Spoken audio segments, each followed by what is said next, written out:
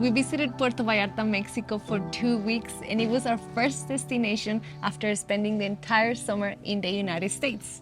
We chose Puerto Vallarta because Johnny's curiosity peaked for this place because he's heard a lot of good things about Puerto Vallarta. It also has a combination of both beaches and mountains, which is just perfection for us. Yes. We also wanted to go to a chill, calm destination because it was a really tough summer for us. We had to make career decisions, we had to make life-changing decisions, and we wanted to go to a place where we could relax. So in this video, we want to show you guys all of the things that we did in Puerto Vallarta, which are things that you can expect to find, and if you choose to do so, book those activities as well. One of the things I found really interesting was how Puerto Vallarta got on the map. And that started with a movie called The Night of the Iguana, which the main character was played by Richard Burton, who was really good friends with Elizabeth Taylor, and they were lovers, and they were both married, and they ended up having an affair and going to Puerto Vallarta multiple times as lovers until they eventually divorced and married themselves.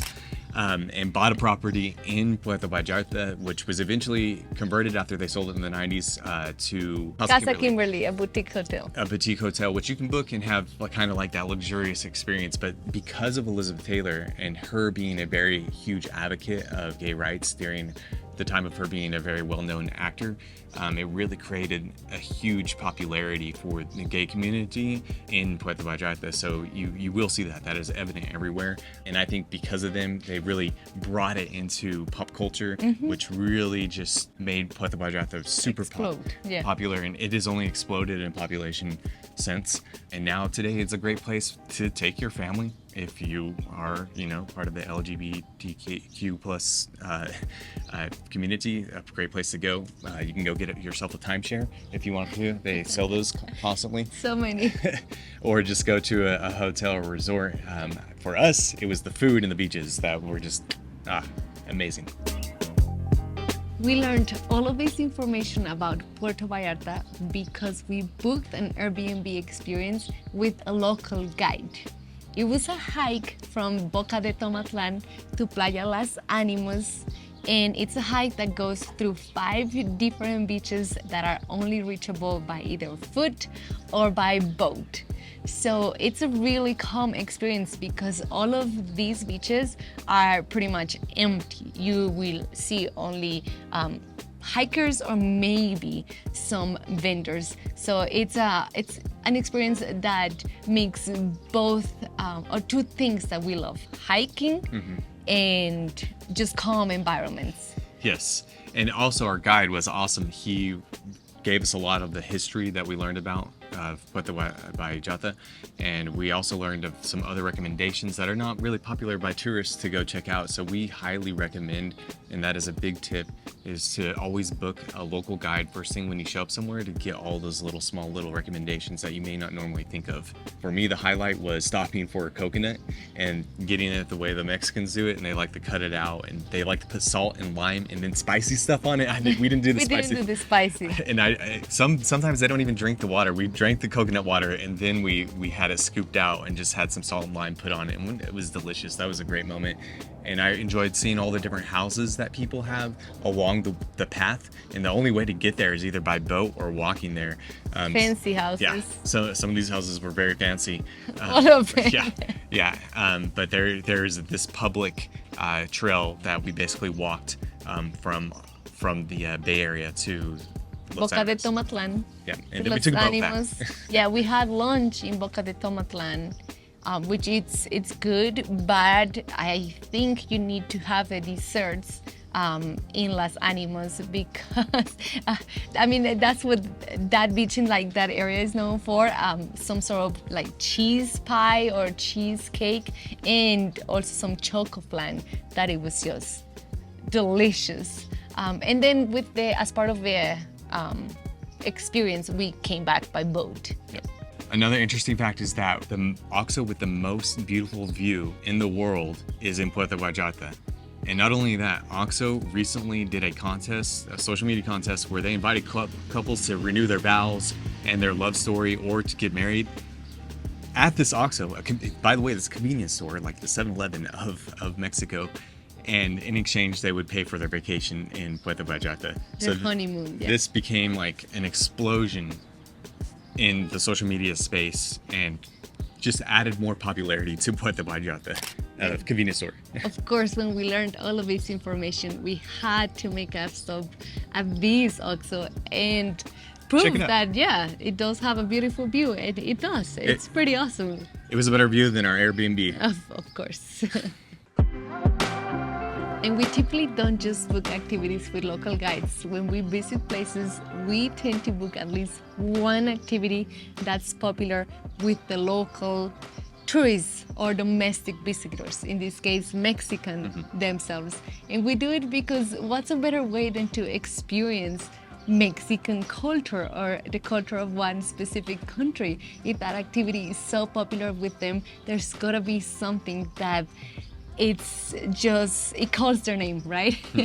And so in this case, we booked a boat tour that departed from Puerto Vallarta all the way to Las Animas Beach. Las Animas is popular, but it gave you the option to stop and do snorkeling at Los Arcos.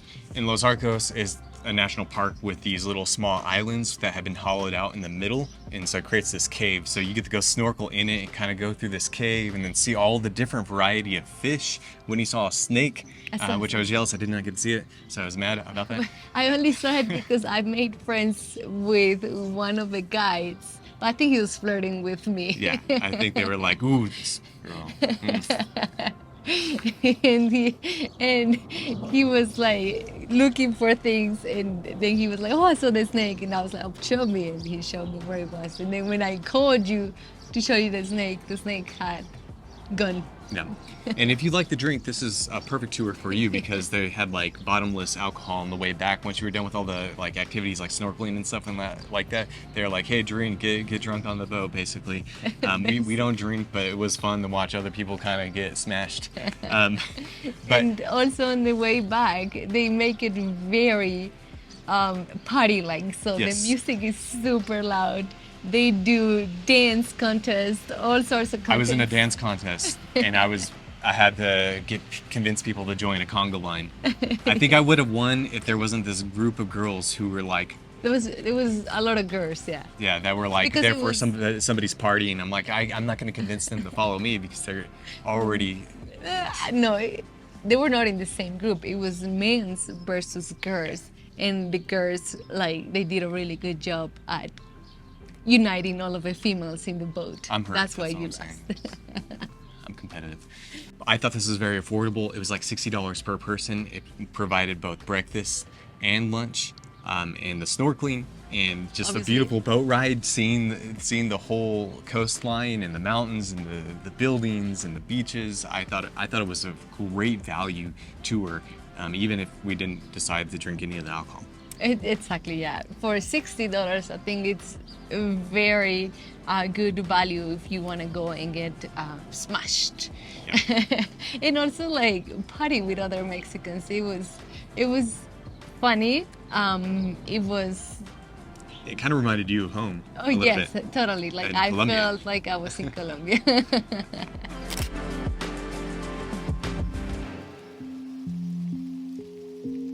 Many people recommended going to the Botanical Garden because it is beautiful. What a shocker. All botanical gardens are beautiful. But we did a little bit of research and we discovered that there were quite a few different trails on this property that you could do so to get a small little hike in. So we did the most challenging one that they had that went up a little bit of a mountain. The and then- Jaguar Trail. Jaguar Trail, and then How we stopped by the river that flows through the property, and we dipped our feet in. You can swim if you want to. After that, we went to go eat lunch at the Botanical Garden, and I did not expect this, but it was a quite elevated dining experience. They had somebody felt walking, fancy, yeah. somebody walking around with a violin, playing violin. The food was delicious. The view was amazing. Many people spoke English. You know, so Everyone. everyone basically, and they had chilled coconut this time instead of it being like room temperature. It was like a chilled coconut, which was so freaking delicious. It's delicious because Puerto Vallarta gets hot. Yes, yes. And so having that really cold coconut just At least it brought my headache down. Yeah. But in general, we love Botanical Gardens, so we had to go. We checked it out, and it was just a beautiful, beautiful experience. And I can see why people go there year over year to visit this botanical garden. Yeah, also very peaceful. So. And we did not expect this, although we should have known because it's Mexico, though. But the food in Puerto Vallarta, it's really good, especially in the neighborhood of Versalles, which is where we stayed, which is a smaller neighborhood that's like up and coming, that has a lot of newer, smaller restaurants, and it's less touristy. We had our fair share of eating out. Yeah, we ate way too much. Some of our favorites were this restaurant, Tlali, where they had a tajajitas de ribeye, which is like sliced red meat and some delicious spicy sauce. Everything spicy in Mexico. It was awesome. But it's like good spicy, like it doesn't bother me. And then yerba mala. Yerba mala. Yerba mala, whatever. Yerba mala. We had delicious seafood. All the seafood was good. They had oysters and ceviche, and it was just really different. Every restaurant was so different. So delicious, and those two restaurants were literally right by each other. Yeah, and what I loved is that Tlali was more of like a classic restaurant that cater more towards like older people, but Yerba Mala had like these very young vibes. Like the chefs were very young, and they were more like experimental dishes. So they were right next to each other, but very different, both with really good food. Yeah.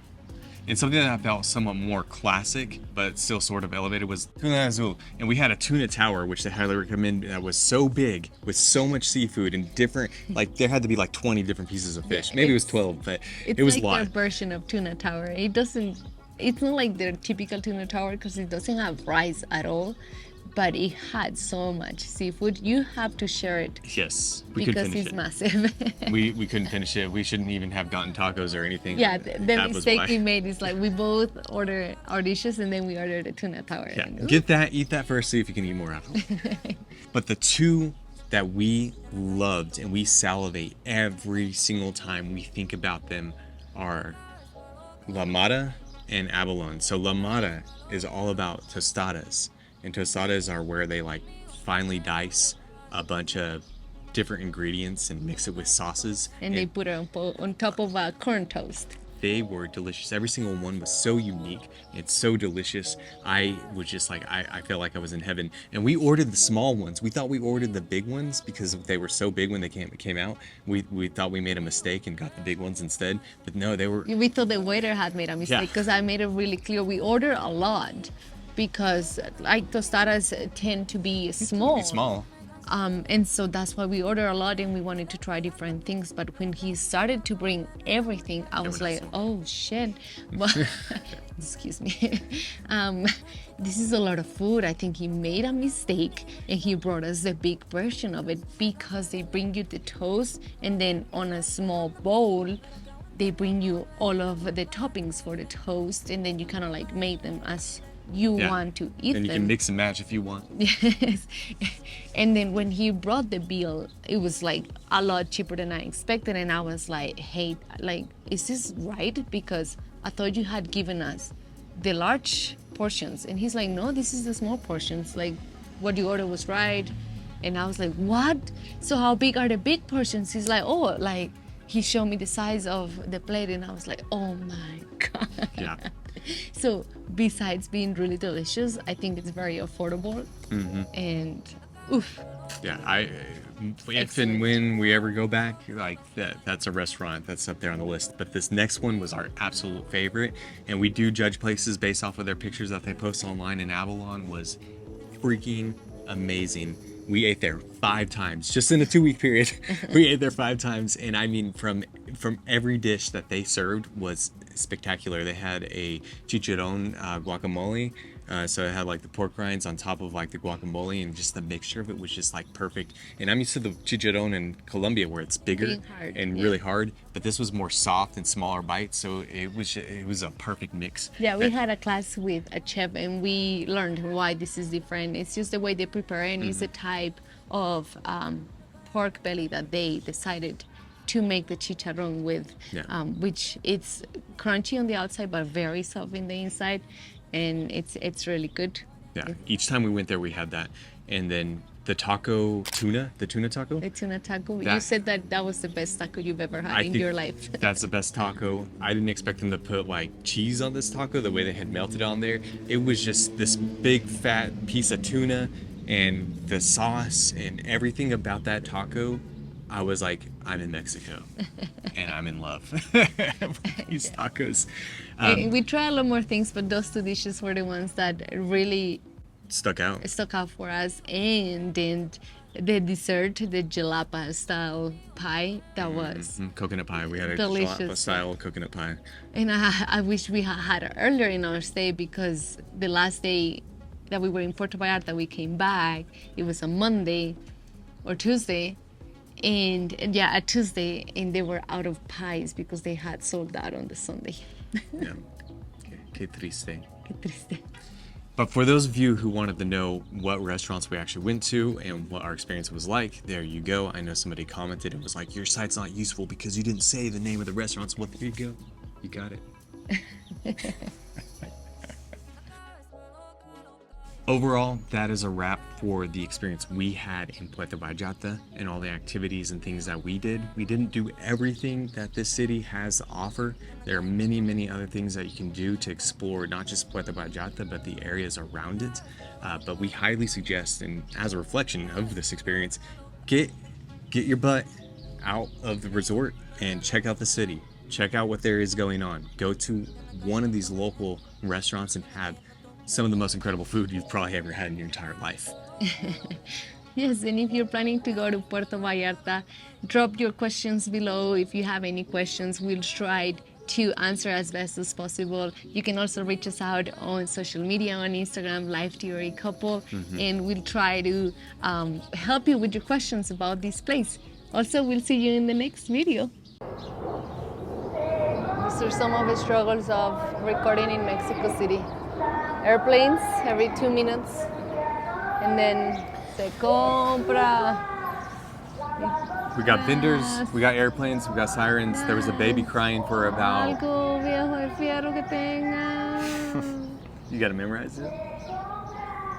¿Cómo están sus sueños en México, la Ciudad de México? Tufas. Oh,